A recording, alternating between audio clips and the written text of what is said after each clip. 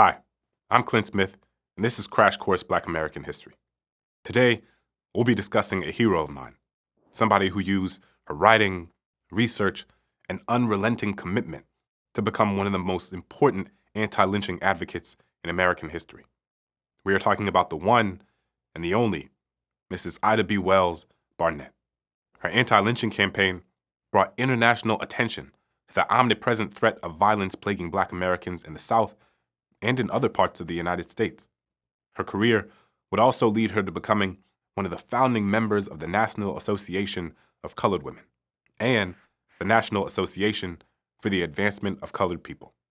Her work was invaluable in the early struggle for Black American civil rights, and she helped lay the groundwork for generations of Black activists and journalists who would come after her.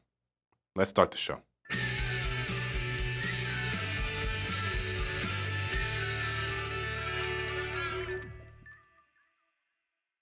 I want to note up top that there will be mentions of physical and sexual violence in this episode. Wells was born enslaved in 1862 in Holly Springs, Mississippi. Wells's father, James, was involved with the Freedmen's Aid Society and helped to establish a college for newly freed Black Americans in Holly Springs called Shaw University. Renamed West College in 1892, the school would join the ranks of a growing number of HBCUs, or historically Black colleges and universities, formed during this period. On a personal note, as the child and the grandchild and the nephew and the cousin and the husband of people who all went to HBCUs, I can't begin to express how important these schools have been to the Black community. Places that, for years, were the only institutions that Black people could count on for higher education. Given her father's work, Wells grew up around Black folks who were trying to build a better, more just society for her people. But after losing both of her parents and one of her siblings to yellow fever, she became the primary caregiver to her 5 brothers and sisters. Wells found herself taking care of her siblings while also working as a teacher and attending school at Rusk College. During this time, she discovered her passion for writing. In 1882, Wells moved to Memphis, Tennessee, where her career as a journalist would begin. She became co-owner of a local newspaper where she wrote passionate editorials and conducted in-depth investigative work to shine a light on the widespread acts of lynchings in the South. Lynching, or killing by way of mob without a trial, became a common form of retribution in the South as a means of administering vigilante justice absent of due process. These acts of violence took many forms, perhaps most infamously, hanging a person from a tree. These acts were designed to inspire fear and were used as an intimidation tactic against African Americans to assert social, political, and economic control. And unfortunately, Black Americans in the South had to live with the looming threat that such violence could happen to them or their family at any moment. It's important to remember also that this history wasn't that long ago. In my own book, How the Word is Passed, I describe how my own grandfather, born in 1930 Mississippi, told me a story of how, when he was a boy, a Black man in a small town of just 1,000 people was kidnapped by night riders, hung from a tree, and castrated. And this sort of thing was happening all across the South. Lynchings could, and often did, take place without the victim having been charged with any sort of crime. And even if someone had been charged with a crime, a vigilante mob kidnapping someone in the middle of the night and killing them is not justice, no matter what the accusation is. As you can imagine, people were scared. To speak out against lynching would put a target on your back. And what's remarkable about Ida B. Wells is that she knew this and did it anyway. And while Wells was brave, she was also strategic. Wells's editorials and investigative reporting angered many local whites. And while she wanted to make waves, she understood that to be effective, she needed to stay alive. So she published many articles in Black newspapers and periodicals under the moniker Iola. Lynching was not the only cause Ida B. Wells took a stand against. She also sued the Chesapeake and Ohio Railroad Company for discrimination. As the story goes, she purchased a first-class train ticket for a ride from Memphis to Woodstock, Tennessee. But the train crew ordered her to move to the car reserved for African Americans. But Wells did not leave the first-class car voluntarily. The conductor and some passengers forcibly removed her and then kicked her off the train. She won a $500 settlement in a circuit court case, but that decision was later overturned by the Tennessee Supreme Court in 1887. Following this train situation, Wells became even more impassioned to combat discrimination against Black Americans in all areas. For example, while working as a journalist, Wells became a teacher at a segregated public school in Memphis, Tennessee. That first-hand experience led her to begin writing about educational inequality, and this time under her own name. As a result, in 1891, after publicly criticizing the lack of resources for Black-only schools in the area, she was fired. The following year, her efforts as a journalist refocused on the lynching problem in the South after she lost 3 of her friends. Calvin McDowell, Thomas Moss, and Will Stewart owned a store called the People's Grocery in Memphis. The presence of this moderately successful Black-owned business sparked anger and unrest among the local white community. On March 3, 1892, a group of white men, including a sheriff's deputy, went to the People's Grocery to confront McDowell, Moss, and Stewart. This led to an altercation, and by the time it was over, some of the white men had been injured.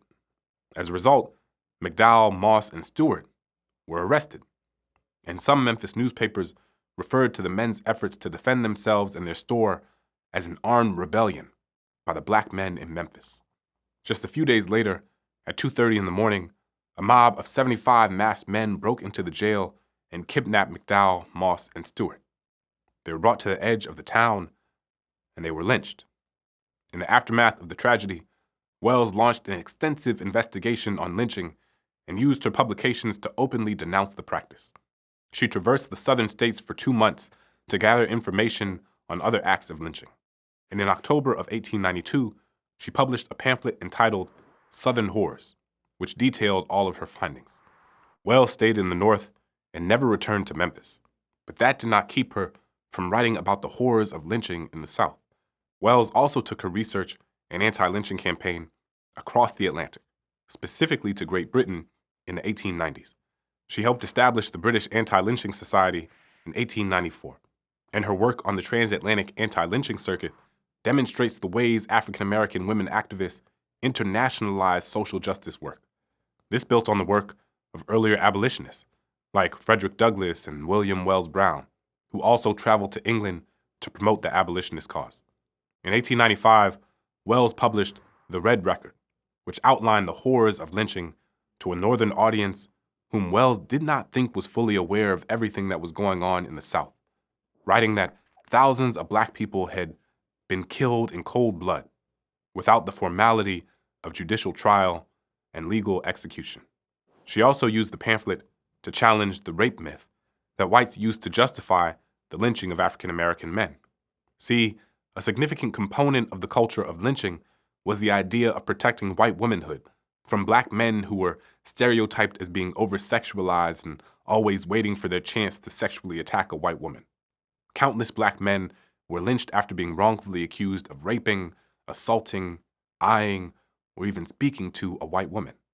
Wells's research, however, revealed that many victims of lynchings had not committed any crimes at all, but had rather challenged white supremacy.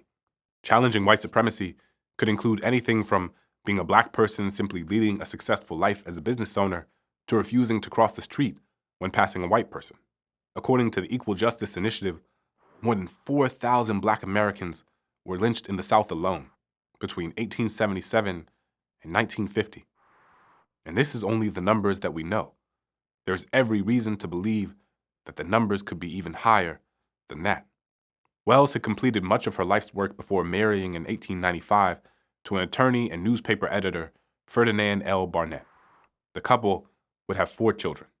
Still, even after starting a family, Wells believed that her work was not done. In 1896, Wells was among the founding members of the National Association of Colored Women. The founding convention was held in Washington, D.C., and other founding members included Harriet Tubman, Frances E.W. Harper, and Mary Church Terrell.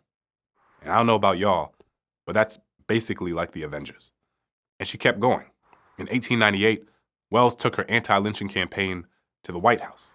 She led a protest in Washington, D.C., calling for President William McKinley to make reforms, and she called for President Woodrow Wilson to end discriminatory hiring practices in government jobs. And throughout the remainder of her life, she was incredibly active in the fight for women's suffrage. A determined woman in every respect, Ida B. Wells is one of America's greatest heroes. She had the determination and the bravery required to stand up against one of the darkest elements of America's past, and in many ways, helped lay the groundwork for both the civil rights movement of the mid-20th century and the Black Lives Matter movement of today. Her life's work was dedicated to stopping the unjust murderings of Black Americans in the South, a practice that, due to the widespread, profoundly entrenched influence of the Klan, was often protected by law enforcement and legal policies. Wells died of kidney disease on March 25, 1931, at the age of 68 in Chicago, Illinois. Her legacy is a remarkable one. She did so much for so many and used her gifts and determination to help build a better world. Thanks for watching. I'll see you next time. Crash Course is made possible with the help of all these nice people, and our animation team is Thought Cafe. Crash Course is a Complexly production, and if you'd like to keep Crash Course free for everybody, forever, you can support the series at Patreon, a crowdfunding platform that allows you to support the content that you love. Thank you to all our patrons for making Crash Course possible with your continued support.